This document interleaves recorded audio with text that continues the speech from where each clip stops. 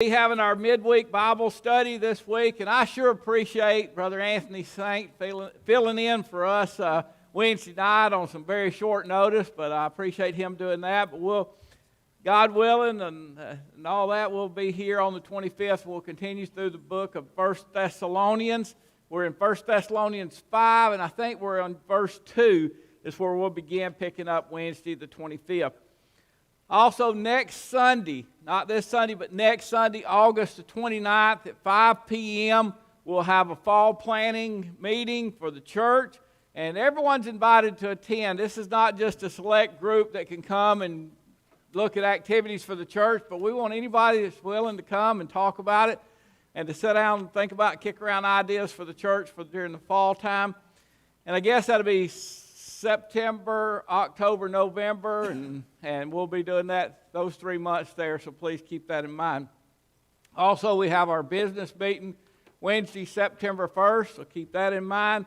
And then you'll notice on September the 11th, between 10 a.m. to noon, we're going to have a God's Masterpiece art party for children 2 to 10 years old, and there's going to be invitations going out for that. And we just want you to invite children to come and be a part of that. And if you have children, set aside that Saturday to come for them to enjoy a time together, a fellowship, and learning more about how God's got an amazing thing that He does in our lives. Is there any other announcements that we need to make? All right, if not, then let's begin with a word of prayer.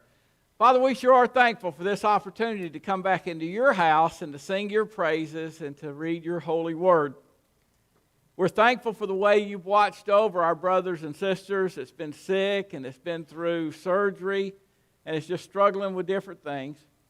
Father, we know that there's many of our brothers and sisters that are still struggling, some financially, some emotionally, some with health-wise. And we just ask that you'll intervene in their lives and you'll provide as you promise.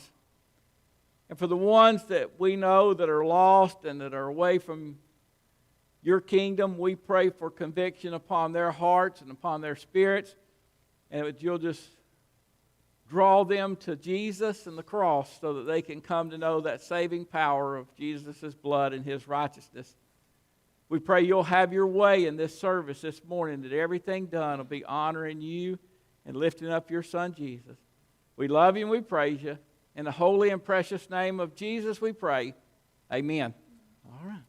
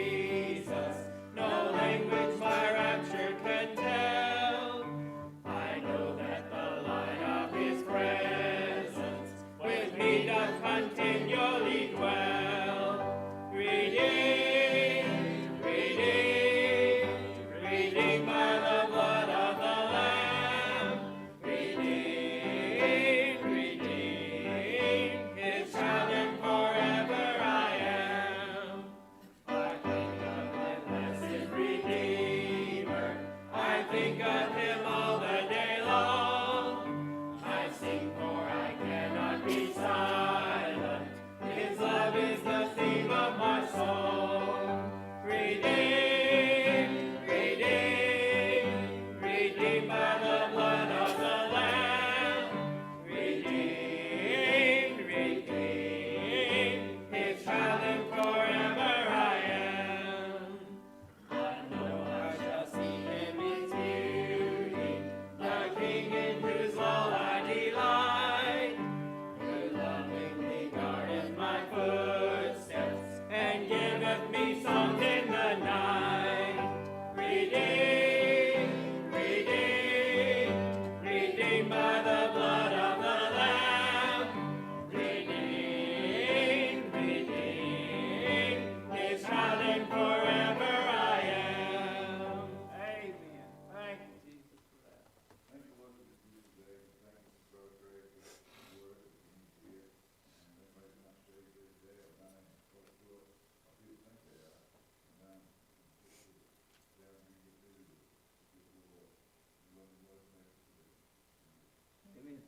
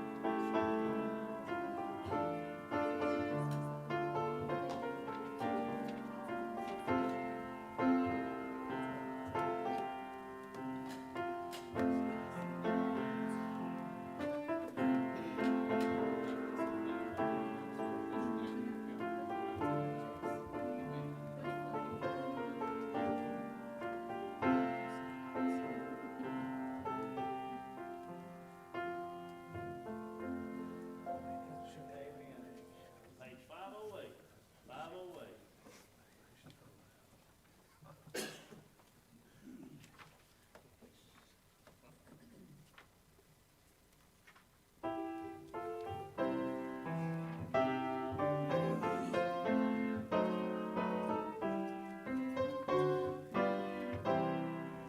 Have faith in God when your pathway is lonely.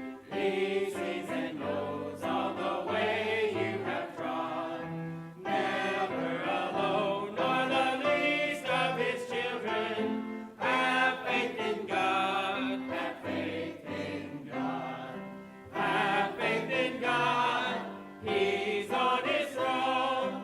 Have faith in God. He watches o'er His own. He cannot fail. He must prevail. Have faith in God. Have faith in God. Have faith in God when your prayers are unanswered. Your earnest plea He will never forget. Wait on the Lord, trust His word and be patient. Have faith in God.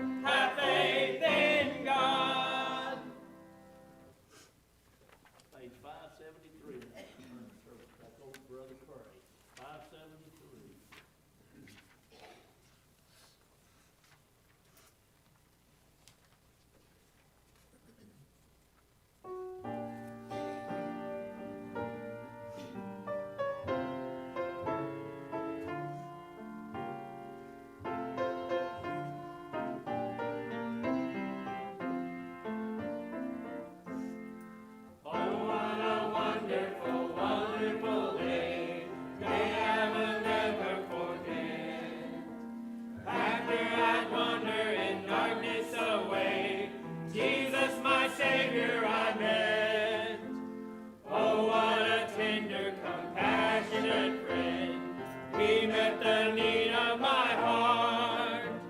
Shadows dispelling with joy, I am telling, He made all the darkness depart. Heaven came down and glory filled my soul. When at the cross the Savior made me whole. My sins were washed away, and my night was turned to day. Heaven came down and glory filled my soul. Born of the Spirit with life from above, into God's family divine. Justified fully through Calvary's love, oh, what a standing is mine. And the transaction so quickly was made, when as a sinner I came. Took of the offer of grace He did proffer, He saved me, all praise His due name. Heaven came down and glory filled my soul. When at the cross the Savior made me whole. My sins were washed away, and my night was turned to day. Heaven came down and glory filled my soul. Now I have a hope that will surely endure after the passing of time. I have a future in heaven for sure, there in those mansions sublime. And it's because of that wonderful day, when at the cross I believe, riches eternal and blessings supernal from His righteous hand I receive. Heaven came down and glory filled my soul. When at the cross the Savior made me whole. My sins were washed away, and my night was turned to day. Heaven came down and glory filled my soul. Amen. Beautiful God, man. Beautiful God, Father.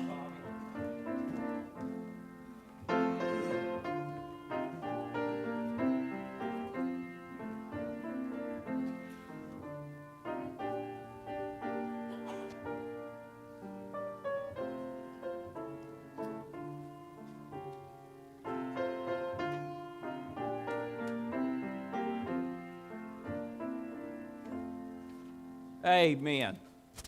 Amen. Amen. Beautiful job there, y'all, singing and all. If you will, take your Bibles and turn to the 144th Psalm. As you turn there, Janet, did you ask me if I was all right a second ago? You know what the truth of the matter was? I thought we'd sung that last line, so I'd closed my book, and I didn't know what. So I was just mumbling the words over there, and Janet looked up at me and said, "You okay?" I thought, I just knew we'd sung the last verse. I was moving on to the next song. And I was probably just making up words. Ain't no wonder Cecil wasn't poking me like that. See how much fun you miss when you're not in the choir? All you got to do is just walk up here. If they let me in, they'll let anybody in. Okay? I mean, and I promise, Janet will be nice to you. She can be mean to me and Bobby, but she'll be nice to you if y'all will come to the choir. Amen? If you will, take your Bibles. Like I said, 144th Psalm. Let's see what God has to say to us in His Word this morning. Psalm 144, beginning in verse 1. We're just going to read verses 1 and 2. Blessed be the Lord, my strength, which teacheth my hands to war and my fingers to fight, my goodness and my fortress, my high tower and my deliverer, my shield, and he in whom I trust, who subdueth my people under me. Brother Michael Suits, will you pray for me this morning, please?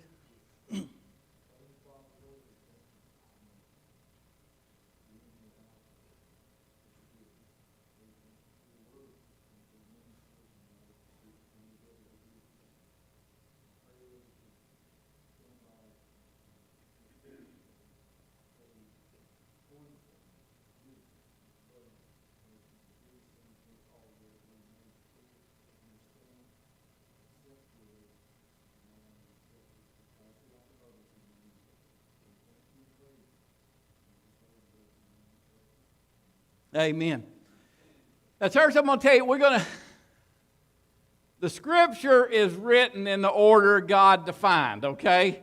Before you go off, somebody says, that preacher says the Scripture ain't written in the Scripture is in order the way God defined, so it's in correct order. But if you'll allow me, we're going to start in the second verse here, looking at this as we try to share with you what I think God's laid on my heart the last couple weeks.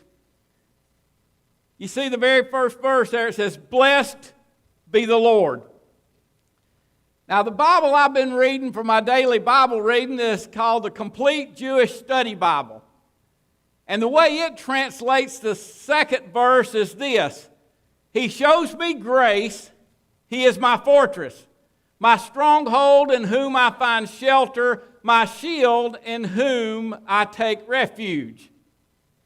And as I was reading that this couple weeks back, and I was meditating on it, I thought about, blessed be the Lord. And, well, we see the first verse, but I wanted us to go to the second about He's the one that's our goodness. He's the one that shows us grace. He is the only one that truly shows human beings grace and mercy. We may think we're graceful, we may think we're merciful, but we cannot compare to the grace and mercy that the Lord Jesus Christ has shown us, because when you look at our state compared to His, and He shows us that undeserved favor, He is our grace. He is our goodness. If you will, turn right fast to Deuteronomy chapter 7. Deuteronomy chapter 7. Verse 9. Deuteronomy 7:9. "Know therefore that the Lord thy God, He is God, the faithful God, which keepeth covenant and mercy with them that love Him, and keep His commandments to 1,000 generations." And if you turn right fast to Hebrews chapter 13, Hebrews chapter 6, Hebrews 13 tonight. Hebrews chapter 6, beginning in verse 17. Hebrews 6:17, "Wherein God, willing more abundantly to show unto the heirs of promise the immutability of His counsel, confirmed it by oath, that by two immutable things in which it was impossible for God to lie, we might have a strong consolation who have fled for refuge to lay hold upon the hope set before us." And then it goes on to say, "Which hope we have as an anchor of the soul, both sure and steadfast, and which entereth into that within the veil." Jesus Christ is our grace and our mercy. He is our fortress. His unfailing covenant love to us is always there, even, and maybe even saying especially during the spiritual battles we encounter. His power is there. And that word fortress or refuge in the King James, or fortress here in both the King James and the Complete Jewish Study Bible, when I looked that up, it said it's the source of safety in all times of life. Jesus Christ is that fortress we have. He is the very source of our safety in all times of life. Blessed be the Lord, my stronghold, in whom I find shelter. He's our high tower. And you think about that,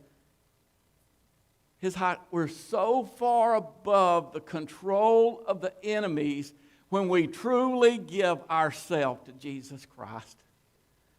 And if we would just think about that for a second and realize and be honest with ourselves that every time we catch ourselves being controlled by sin, it's because we've left our high tower and we've chosen to wander out into the fields and into the hedges, and we've wandered out into all this. But when we stay in Christ Jesus, He is our high tower, and He keeps us far above the enemy's control. Because if we live by the Spirit, if we walk by the Spirit, we will live by the Spirit. And we will be controlled by Christ Jesus. He is our shelter, our deliverer, the one that provides He's the one that provides our safety. He's the one that's taken us out. I even like the view of snatched away from the evil one. He's our shelter. He's our shield in whom we take refuge. And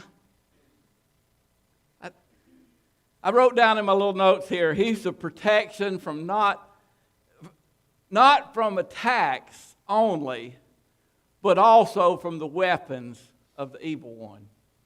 Because, and I think we'll look at it here tonight and maybe even this morning some, Ephesians chapter 6, the great armor of God's passage, it says to take the shield of faith, which will quench the fiery darts of the wicked one. The Lord Jesus Christ is our shield, so not only is He a guard in the battle, but He's the one that's taken those very weapons that Satan and the evil one is sending against us. And as I was reading this morning, I came across this quote. He is the one that to take the blows for us. And as I read that, I thought, man, let's do a little sidetrack here. We'll do this later. I was going to put you, let me ask you this. How many times was Jesus tempted in the wilderness? How many times was Jesus tempted by Satan?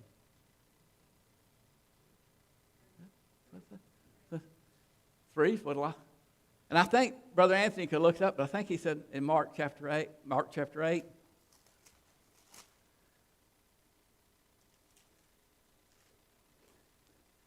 I'm trusting Anthony on this. Because we talked about it in Sunday school this morning. That it said, and Jesus was led into the wilderness to be tempted for 40 days. We look at those 3. But as Anthony read that this morning, it goes back to, all of a sudden God's really been putting it on my noggin here about how we've read stuff for years and years and years and years and we don't catch the full meaning. And He was led into the wilderness to be tempted 40 days. And then we know the passage in Hebrews says that He was tempted in all ways that we are, yet without sin. Now that's free. Okay, that ain't even part of the sermon there, but that was free. See, now you realized how much you missed not being in the choir. Now you realize how much you missed by not being in Sunday school. Okay? It's just these wonderful things about God's Word. Now I done forgot.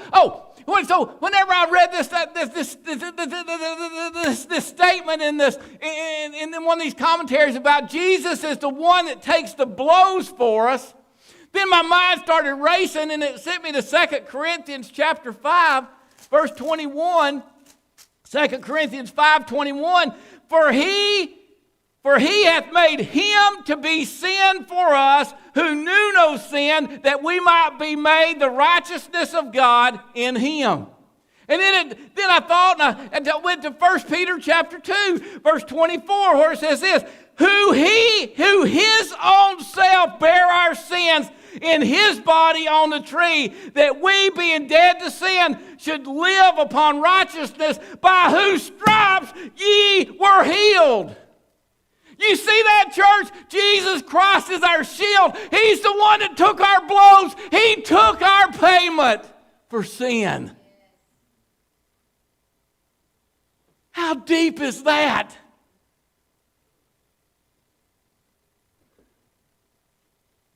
He's our refuge, our trust.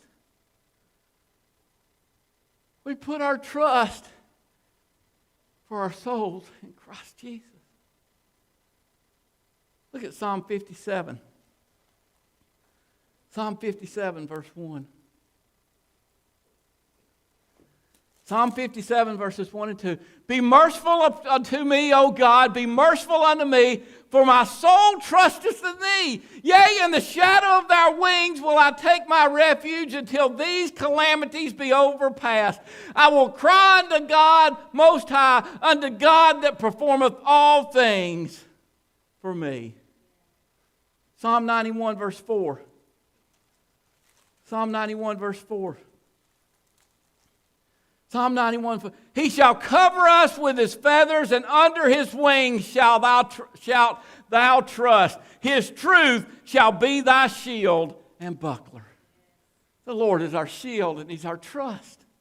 Blessed be the Lord, church. Blessed be the Lord, because he shows us grace, and he is our fortress. He is our stronghold, in whom we find shelter, and he's our shield, in whom we take refuge. Blessed be the Lord. Now we go back to verse 1 of this passage. Blessed be the Lord, my strength, which teacheth my hands to war and my fingers to fight. The Lord God Almighty teaches us and prepares us to war against the sin in our life. With the revealing and the reminding and the persuading of the Holy Spirit as we walk this walk of faith. Look at John chapter 16. John chapter 16, verse 13. And this is an interesting, if you go back and if you look in the 7th verse of this chapter, you'll see it says, Jesus is saying, nevertheless, I tell you the truth, it is expedient for you that I go away. For if I go not away, the Comforter will not come. But if I depart, I will send him. And the first part of this is he's talking about the Holy Spirit's mission to the world, to the lost. If he will come and he will reprove the world of sin and of righteousness and of judgment. Of sin because they believe not on me. Of righteousness because I go to my Father and ye see me no more. Of judgment because the prince of this world be judged. And then you drop on down down here in the 13th verse. He says, howbeit when he, the Spirit of truth, is come, he will guide you, the believer. He will guide you into all truth. For he shall not speak of himself, but whatsoever he shall hear, that shall he speak, and he will show you the things to come. He shall glorify me, for he shall receive of mine, and shall show it unto you. The Holy Spirit of God for us is he's here to guide us and to reveal to us and persuade us the ways of Christ, the ways of God, and to move in our lives. Then he prepares us to battle this war of sin with the power of his word. To reveal the hidden. You know what? I know y'all get tired of me hearing about this. When I say, this is one of my favorite passages. But to be honest with you, we ought to all say, everything we read ought to be, this is one of my favorite passages. But Hebrews chapter 4:12 is one of my favorite passages. And listen to what it says. For the word of God is quick and powerful and sharper than any two-edged sword, piercing even to the dividing asunder of soul and spirit and of the joints and marrow, and is a discerner of the thoughts and intents of the heart. You know why I like that verse? It's because when I get pig-headed, when I get uppity, when I get to the point where I think I'm just arrived, the Holy Spirit of God, through the Word of God, He reveals my intent. He goes to the deep, He goes to the joint and the marrow deep inside of me, and reveals to me what I need to know and what I need to do. For the Word of God is so powerful that it divides asunder. And it takes our intent and our thoughts and it compares them to the Word of God. And it prepares us to fight sin. Because this church here, y'all are good people. And we like to think we're all arrived. But we ain't. And there's some of us, including myself, that you have these views. It's not biblical. I can give you plenty of examples in the past that I've heard,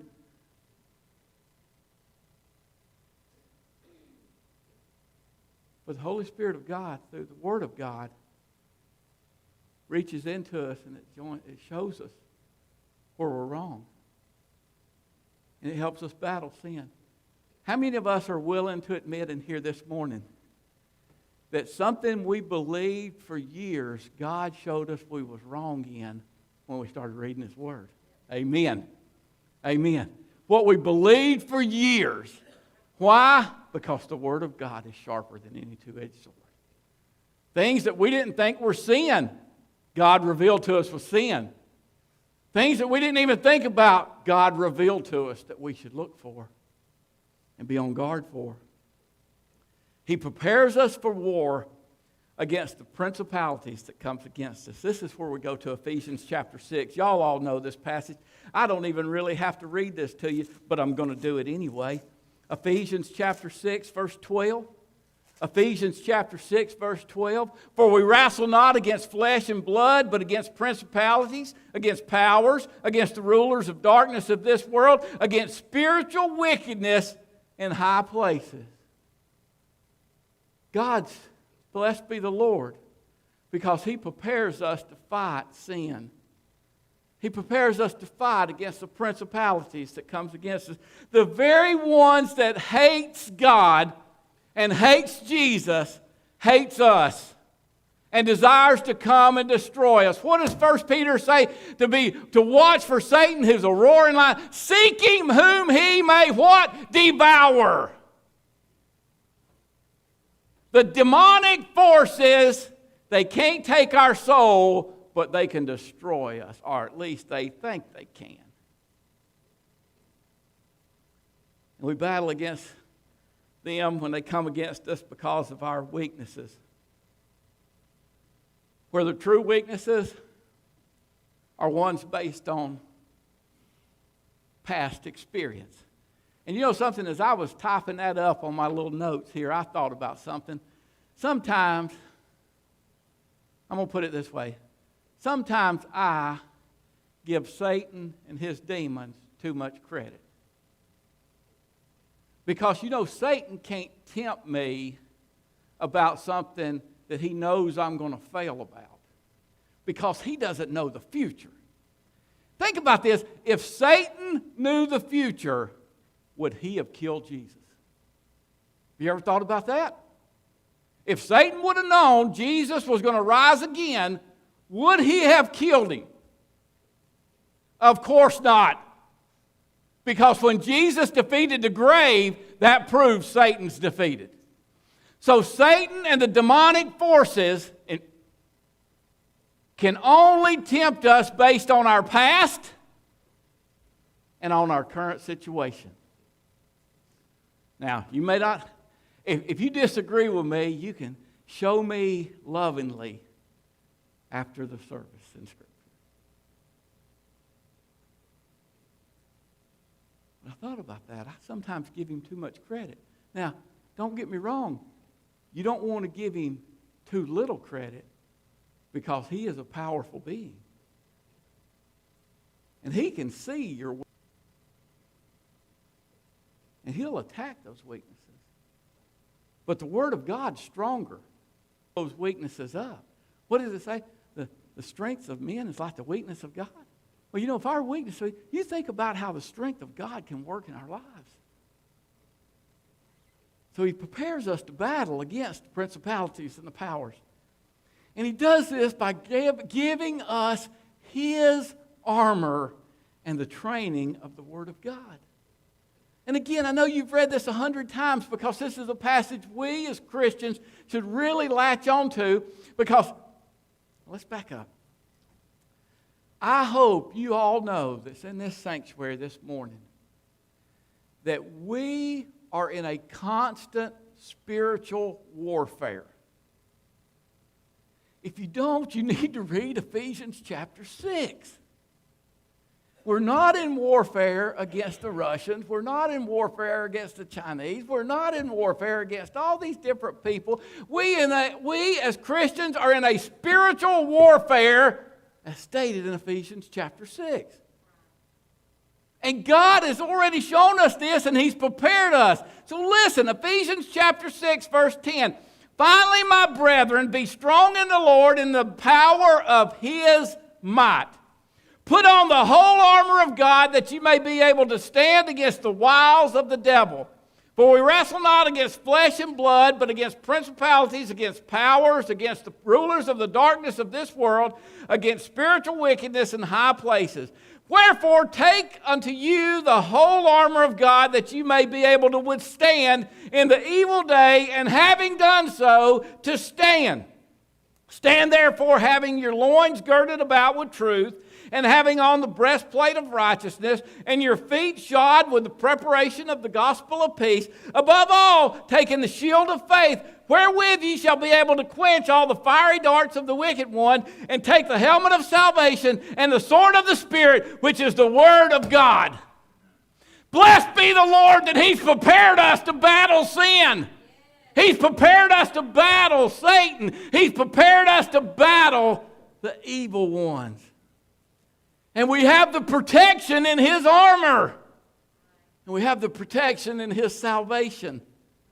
And we have the most powerful weapon in the world. It's not a nuclear bomb. It's not a B-52. It's the Word of God, who He gives to us for training, that we will be trained. 2 Timothy 3:16 says, the Word of God is given for all doctrine, to train us in righteousness, and to give us the ability to stand and withstand and to rebuke the evil one. And it's given to us for ability and use. I've learned over my short life, my short Christian life, if you will, my short life in general, that the best way I can rebuke the evil ones is by the Word of God, because it has power. And so God gives us that to battle. If we go back to Psalm 144, the psalmist says He is the one that subdues His people under Him, right? Let's go back and make sure I didn't misquote that.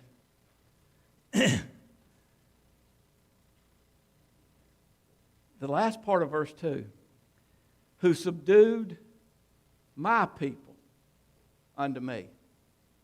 You notice that? He didn't say subdued my enemies. Subdued my people. And as I was meditating on that, I thought, blessed be the Lord, the one who subdues our fleshly members. He is the one who brings our fleshly desires into control by His divine holy ones.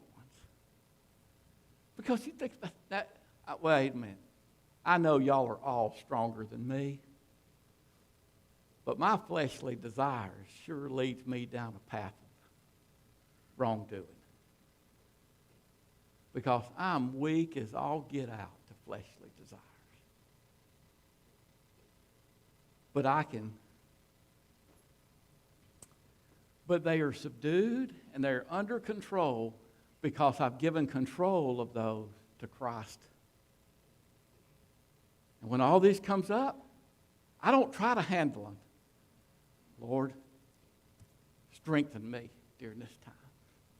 Subdue this thought. That's why one of the passages I quote to you a lot, that don't quote it, is to take every thought into captivity for Christ. If you go back and if you look at Galatians chapter 5,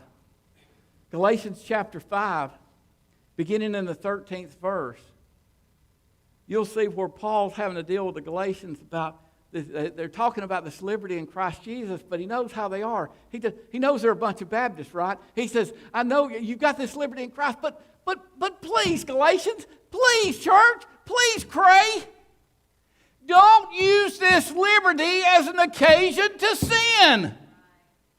Don't do it. Because you got all these fleshly members in you. In the 17th verse it says, for the flesh lusteth against the spirit. So don't use your Christian liberties. Don't use this. So subdue our fleshly members. Look at verse 24. Galatians 5:24. And they that are Christ have crucified the flesh with the affections and lust. If we live in the Spirit, let us also walk in the Spirit. If we claim we are living for Christ, then our walk better show it. Man, not a word of that one, was it? Let's try it again. If we claim to live in Christ, our walk better show it. Amen? Amen. If it doesn't, we're warring against the Spirit because we're walking in the flesh.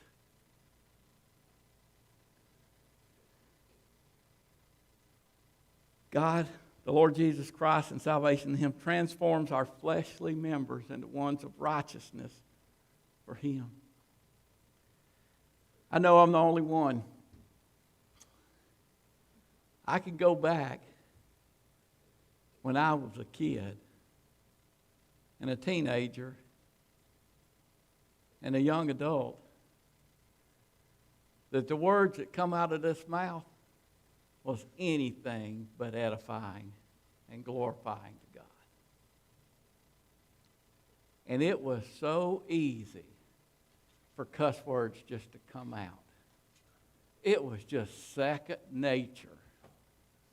Kind of like a lot of our politicians, kind of like a lot of people we know. It's just second nature for them just to come out and us just cuss a blue streak. But you know, when the Lord saved me, He transformed His tongue. He transformed His mind. He transformed His spirit. And I honestly can't tell you when's the last time I let one slip. Because we need to be transformed by God. Look at 2 Corinthians chapter 10. 2 Corinthians chapter 10, verses 3 through 5. For though we walk in the flesh, we do not war after the flesh, for the weapons of our warfare are not carnal, but mighty through God to the pulling down of strongholds, casting down imaginations and every high thing that exalteth itself against the knowledge of God, and bringing into captivity every thought to the obedience of Christ. Look at Ephesians chapter 4, verses 22 through 25. Ephesians 4, beginning in verse 22. That you put off concerning the former conversation the old man, which is corrupt according to deceitful lust, and be renewed in the spirit of your mind. That you put on the new man, which after God is created in righteousness and true holiness. You see, church, that's God subduing my people, my members. I've cast off the old man, the fleshly desires, and the new man is created after God's righteousness.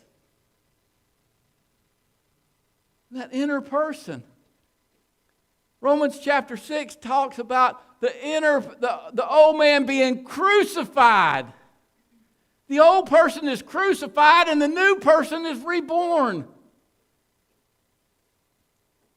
And now the inner person is to be controlled by the Holy One. It's great that you don't commit sin with your hands and with your feet, and that you talk clean. But is that as far as it goes? Because when your mind is idle, what are you thinking? What are you watching? What are you listening to? Because if your mind is renewed by the power of Christ Jesus and your spirit is renewed by the Lord, then you're transformed. And you will subdue all my peoples, not just my physical members, but my mental members and my and our soul. He subdues our soul because it's no longer under the power of darkness and death. If you're here this morning and you've never accepted Jesus Christ as your Lord and Savior, your soul is under the power of darkness and death. Yep, physical death is going to most likely come to everybody here. Most likely, every one of us is going to die. Now, maybe not. The Lord may come back and you may not die physically, but most likely, all of us will die physically. But the question is, are you going to die spiritually? Because you see, Jesus Christ has subdued our soul for Him when we give ourselves to Him. Our soul.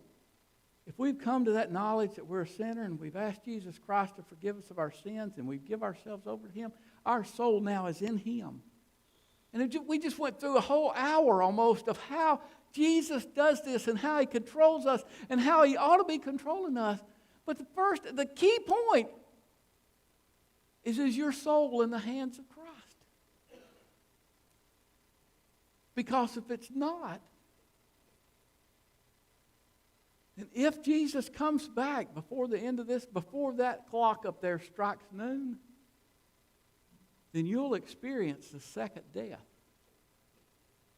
which is the eternal separation from God, a literal, eternal hell.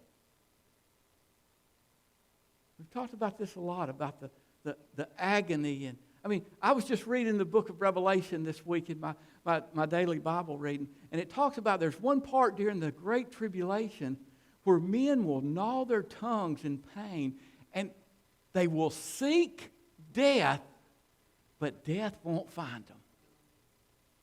Now, if you think about this, think about that for eternity.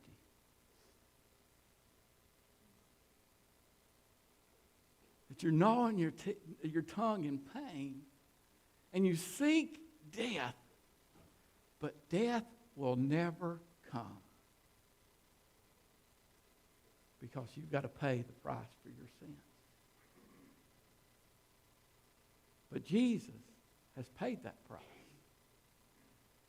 And all you have to do is confess that and to give your life to Him and allow Him to subdue all your people in you. Have you done it? I trust a lot of y'all are Christians, so I ask you, can you honestly say, blessed be the Lord, because He's my grace, He's my fortress, He's my stronghold, He's all of this, He's my shield, He's my refuge.